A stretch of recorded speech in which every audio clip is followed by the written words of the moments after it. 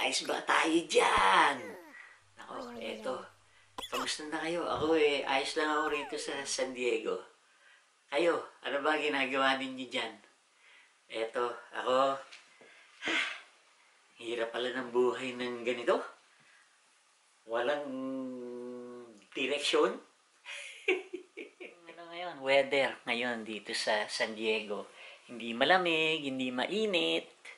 Tamang-tama lang. Pero pagdating ng tanghali, itong garahe kong to, medyo umiinit ng gusto. So, mahirap pa gumawa ng mga kung ano-ano dito sa garahe ko kapag tanghali hanggang hapon na yon. So, ngayong araw na to, gagawin ko yung matagal ko nang gustong gawin. Iko-clone ko itong laptop ko na mga 6 years old na to eh. Ang bagal na, hindi na tumatakbo ng maayos. Saka paminsan-minsan kapag ino-operate ko yung CNC machine ko, bigla siyang tumitigil ng hindi ko alam kung bakit exactly, pero sa tingin ko kaya tumitigil kasi nagkakaroon ng loose connection doon sa USB. So, pagka nagkakaroon ng loose connection doon sa USB, nawawala yung signal, tumitigil yung CNC machine.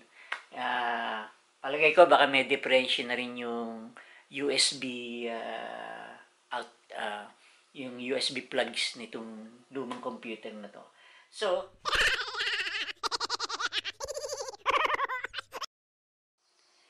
okay, so ito yung dati kong computer na ginagamit ko, mga 6 years ko na ginagamit to.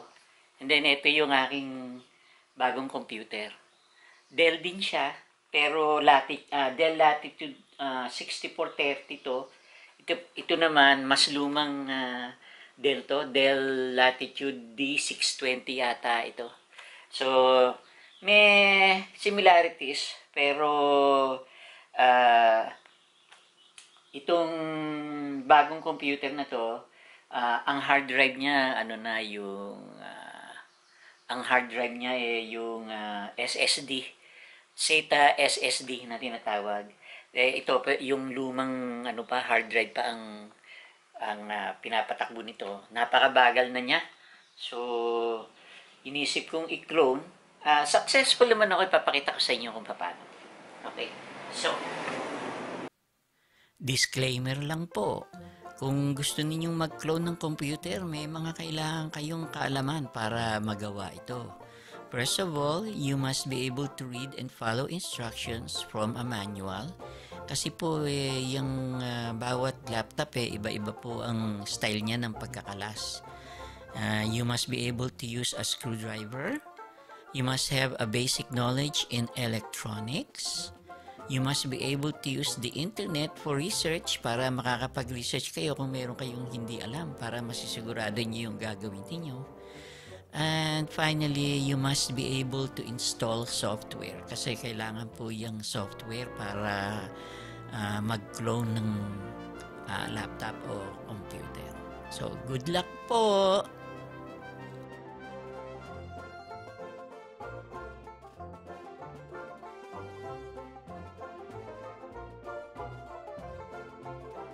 Siyempre, ang unang-una ninyong kailangan, yung luma ninyong laptop na i-clone ninyo, di ba? You will need a hard drive to clone the old one into. This can either be an SSD that connects to either an M.2 connector or a SATA type connector.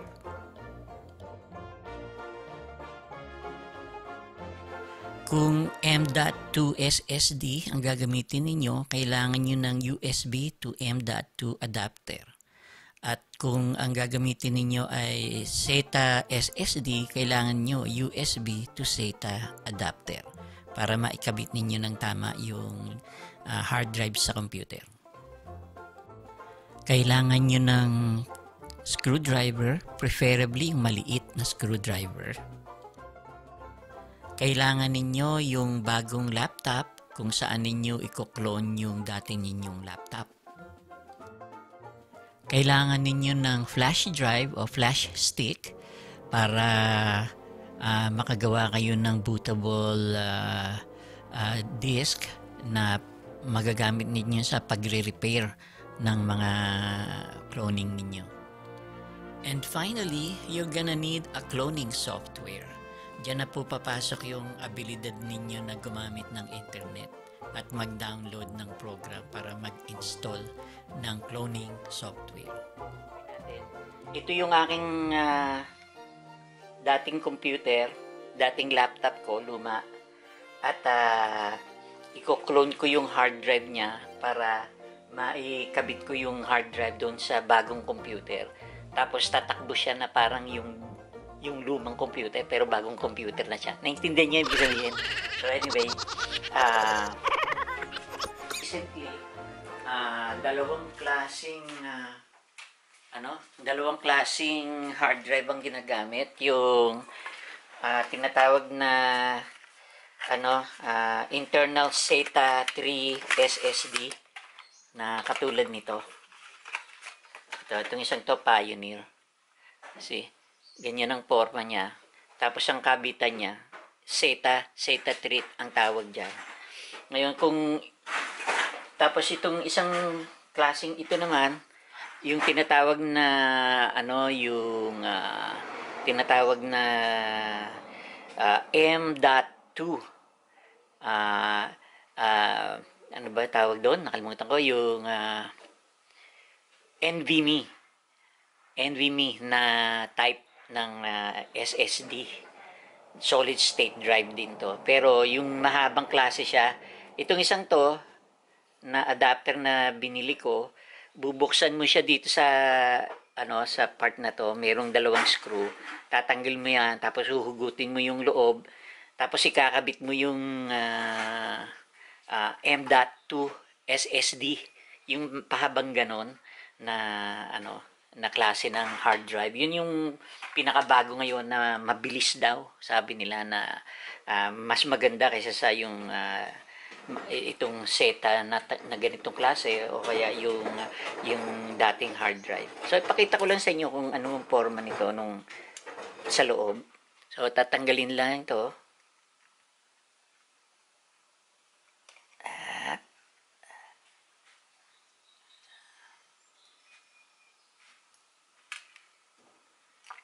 Tapos isang to.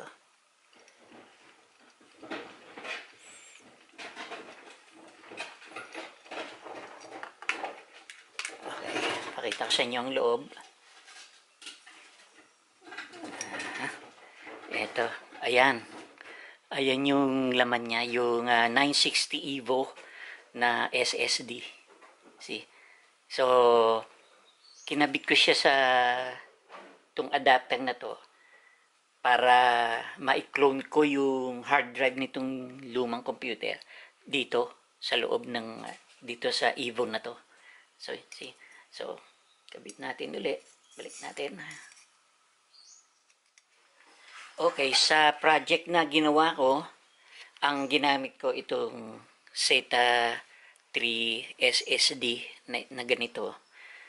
Kasi yung binili kong computer na bago, yung laptop na bago, wala siya nitong SSD type na M.2. So hindi ko maikakabit doon sa bagong laptop ko. Pero ito pwede. So ito ang gagamitin ko using itong USB to SATA adapter. Okay, so ito USB to M.2 SSD. Ito naman USB to SATA SSD. So ito ang gagamitin ko. Kakabit ko lang siyang ganito.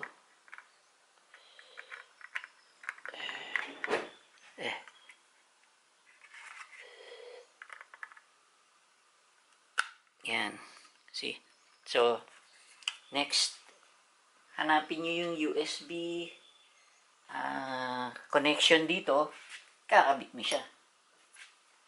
Ganito, eto. Nandito yung kanyang USB. See? So, kakabit ko siya pag ganito. Ganyan. See?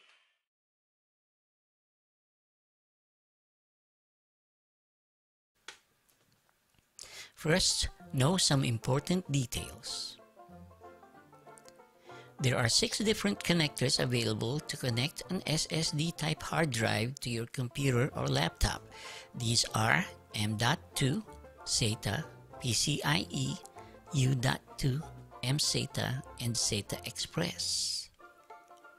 For regular consumers like us, M.2 and SATA are the types most readily available in the market.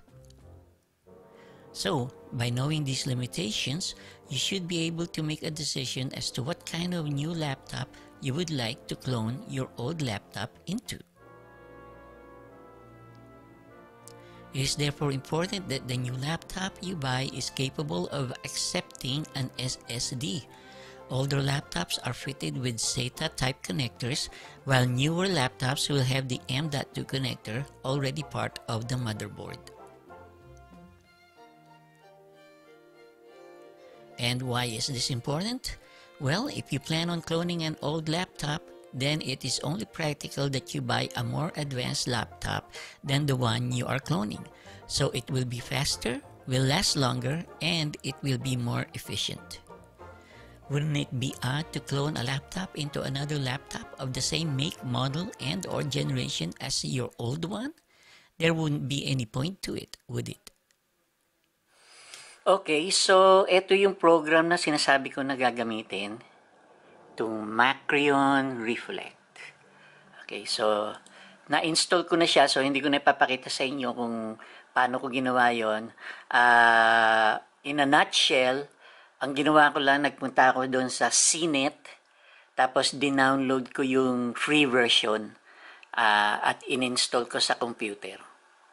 So, ito, just click yes. Tumatakbo na siya. Saan na yun?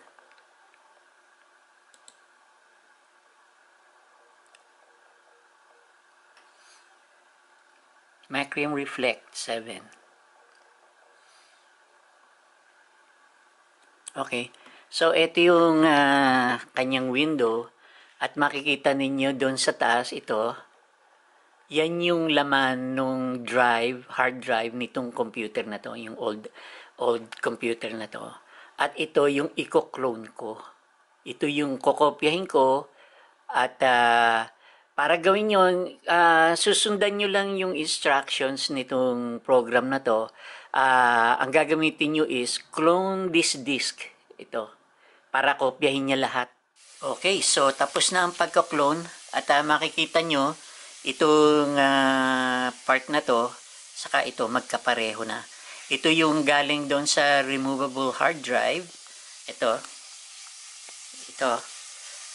At ito naman yung nandun sa computer. Kinopya na niya. See? Again, read instructions on how to use your cloning software. Kasi bawat cloning software po, iba-iba ang paraan ng paggamit. Kaya kailangan marunong kayong sumunod sa instructions.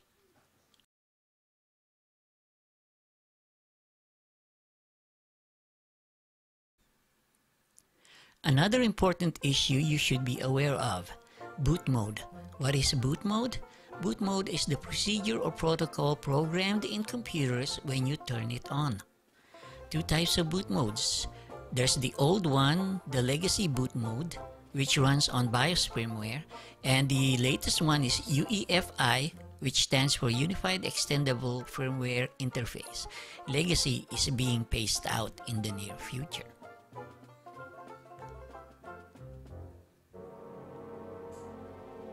Be aware that the latest models of laptops nowadays are fitted with the M.2 SSD connector. This also means that these models are in UEFI boot mode and most likely will not have a legacy boot mode option. A practical option is to buy a relatively new laptop model, not the latest model but equipped with at least one SATA connector. These laptops can accommodate a SATA SSD type hard drive. You can definitely clone your old laptop on these types. If your old laptop is already running on UEFI boot mode, then that's good for you because you can buy the latest model laptop. Long story short, kung mali ang boot mode ninyo, hindi mo magbo-boot ng tama ang inyong computer. Okay, nandito po tayo sa screen ng aking desktop at gusto ko ipakita sa inyo kung paano lalaman kung anong boot mode meron ang inyong computer. Okay, madali lang po dito sa nakasulat type here to search, yung search window. Yan. Ang type nyo lang ay system.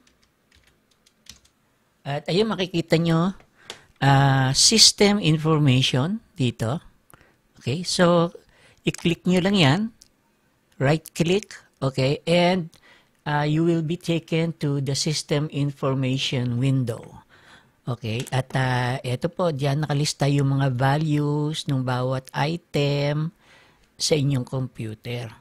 Okay, at kung titingnan nyo dito na nakasulat BIOS mode, yun po yung boot mode niya. Ito po ay legacy. Kita nyo? Ito. Yan.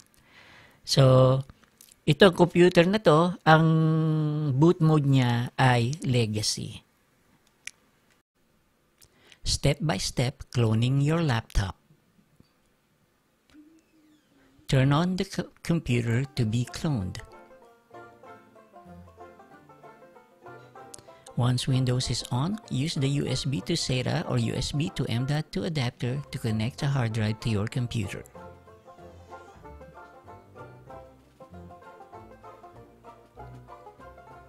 Once the internal hard drive is recognized by your laptop, run your cloning software and follow the instructions on how to properly clone the hard drive. When done, remove the adapter. Get the new laptop that you will clone to. Unplug it and remove the battery. Reinstall the cloned hard drive. Follow the instructions on how to do it in the laptop manual.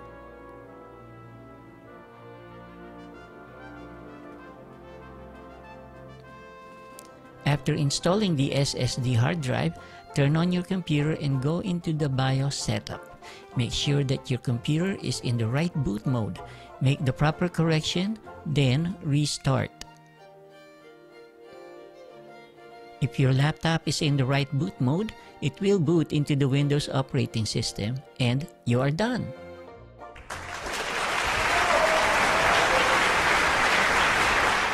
One final tip mga katropa. Kapag kayo ay magko-clone ng laptop, alamin ninyo kung anong klaseng operating system ang naka-install sa inyong laptop.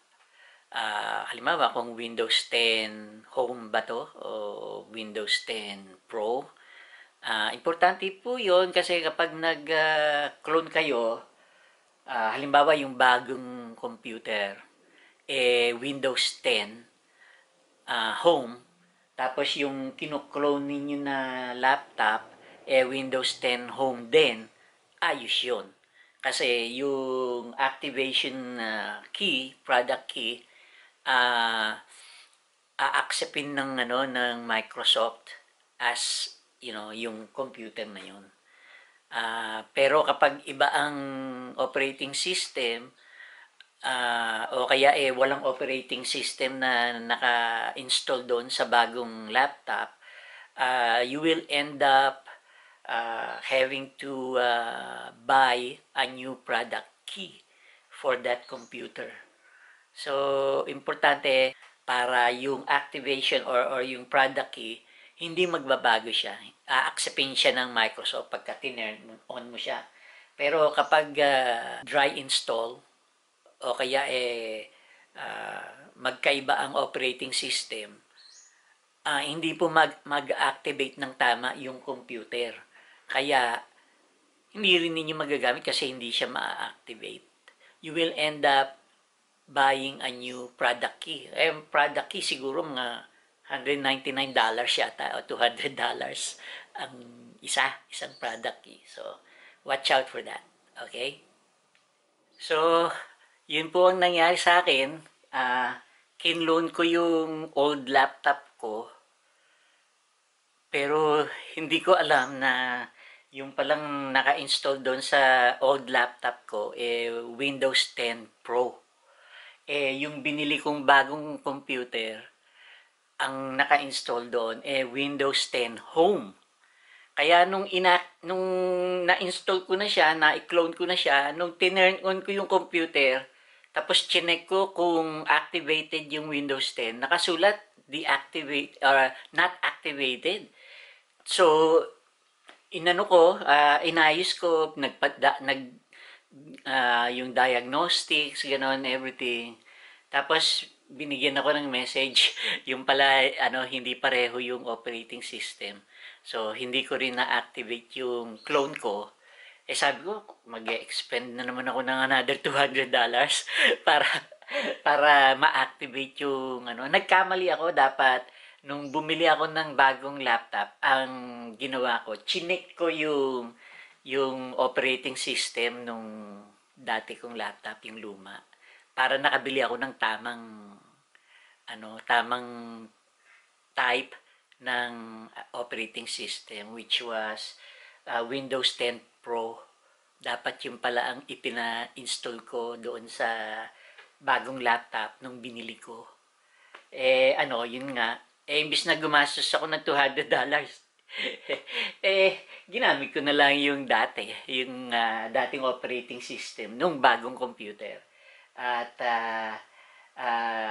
sa kabutihang palad, I found a way to install the important programs that I have on my old laptop, the one that I wanted to clone, and I was able to copy it here.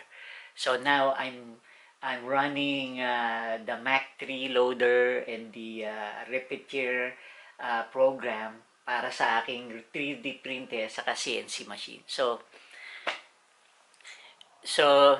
yun ang nangyari. Hindi ko rin napakinabangan yung clone. I ended up using the new one that was installed in the new computer anyway. But here's what I'm gonna do.